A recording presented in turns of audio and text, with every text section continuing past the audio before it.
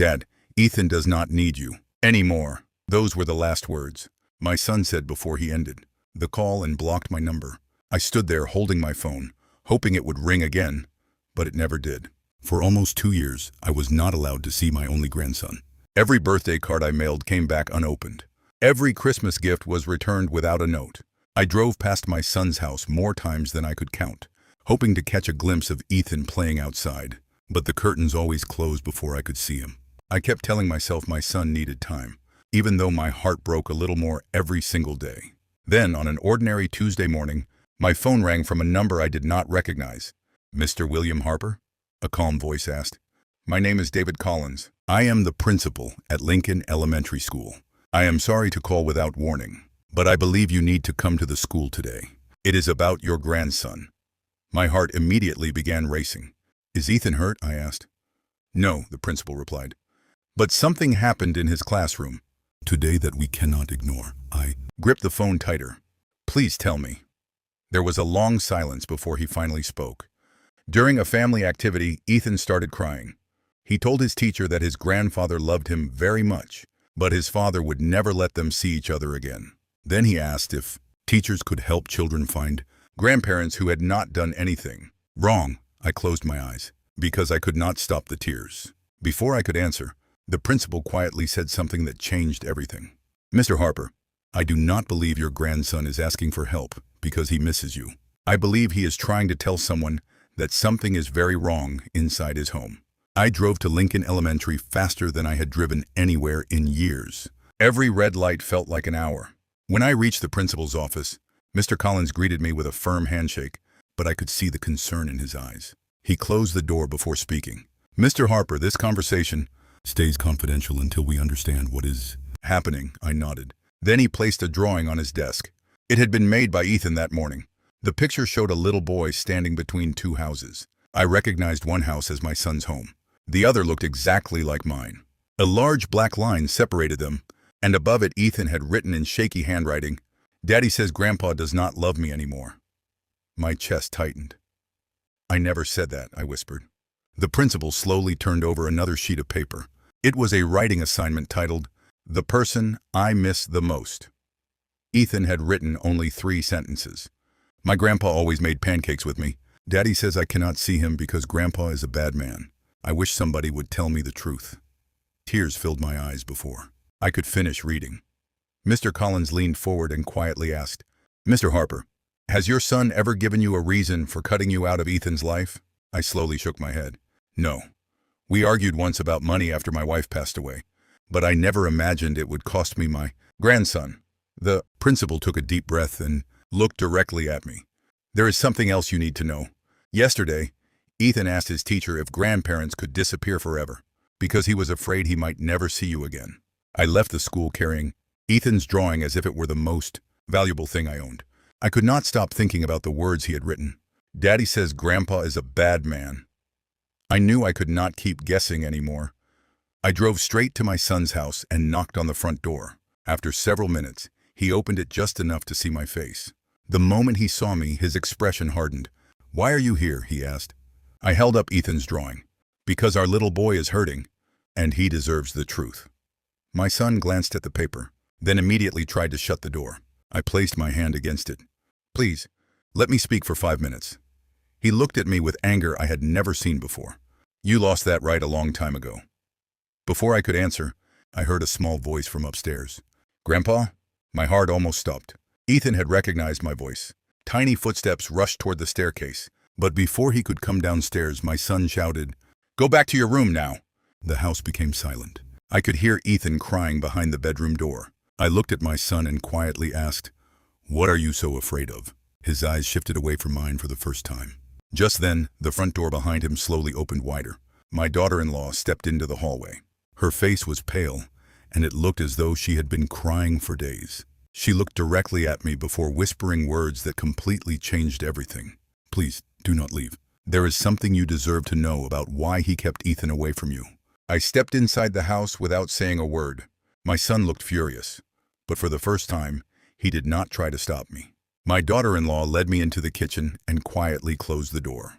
Her hands were shaking as she placed a folder on the table. "I never wanted this," she whispered. But I could not keep lying to Ethan anymore. I opened the folder and found copies of legal papers, bank statements, and a handwritten letter in my son's handwriting. At first, none of it made sense. Then I noticed my name. My son had written that I was mentally unstable and unfit to be around children. My heart sank. He told everyone this? I asked. She slowly nodded. After your wife passed away, he became obsessed with the money he believed you would leave behind.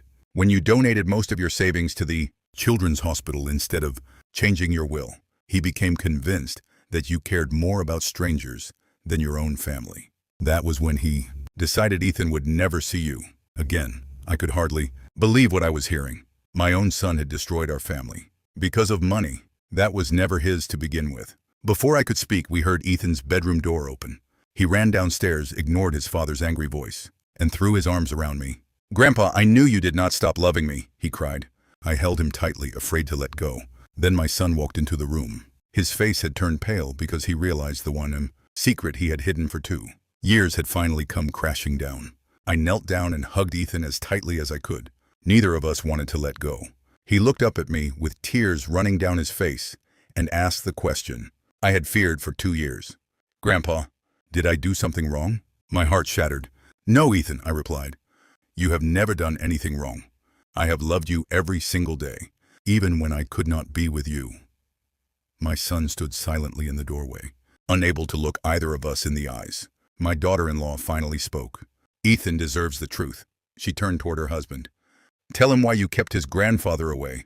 Son remained silent for several seconds, before slowly sitting down. Tears filled his eyes. "After Mom died, I became angry. I believed Dad cared more about donating his money than helping me. I convinced myself he had chosen strangers over his own family. I wanted him to feel the same pain I felt. So I stopped Ethan from seeing him." Ethan looked confused. "You lied to me?" My son lowered his head. "Yes, and it was the biggest mistake of my life." The room became completely silent. Then Ethan reached for my hand with one hand and his father's hand with the other. "I do not want to lose either of you," he said quietly. Those simple words broke something inside my son. He walked over to me with tears streaming down his face and whispered, "Dad, I cannot change the last 2 years, but if you can ever forgive me, I want to spend the rest of my life earning back the family I almost destroyed." Before I could answer, someone knocked on the front door. My daughter-in-law looked through the window and turned back toward us with a worried expression. "There are 2 lawyers outside, and they say they are here to discuss your wife's final letter." The 2 lawyers introduced themselves and quietly asked if they could come inside. One of them placed a sealed envelope on the table. I recognized my late wife Margaret's handwriting immediately. My hands began shaking before I even opened it. The letter had been written just weeks before she passed away. "William," it began, "if our family is reading this together, then forgiveness has finally found its way home." Tears filled my eyes as I continued reading. Margaret explained that she had always feared money would one day divide our family. That was why she had encouraged me to donate most of our savings to the children's hospital instead of leaving behind an inheritance that could create resentment. The lawyer then opened another folder containing her legal instructions. She had created a small family trust, not for luxury or wealth, but for Ethan's education, with one condition.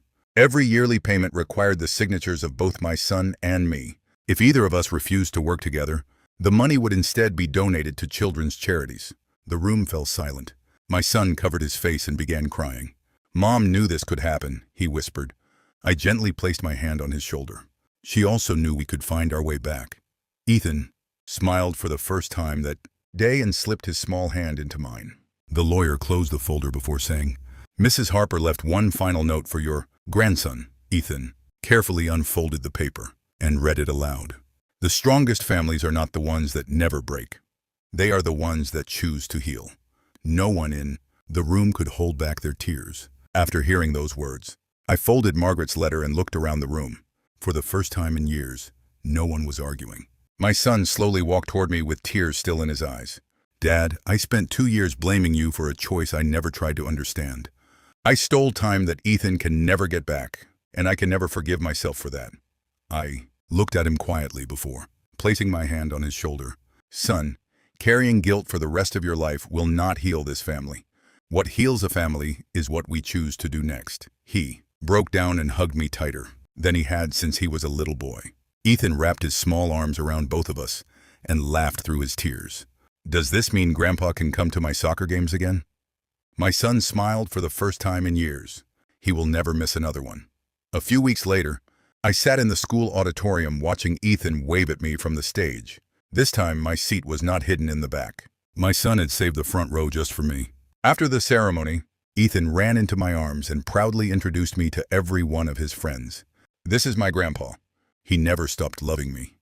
As I looked at my son standing beside us, I realized that forgiveness had given me something far greater than revenge ever could.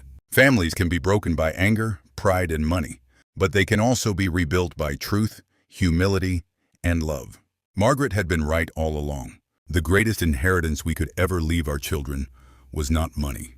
It was the courage to forgive each other before it was too late. The end.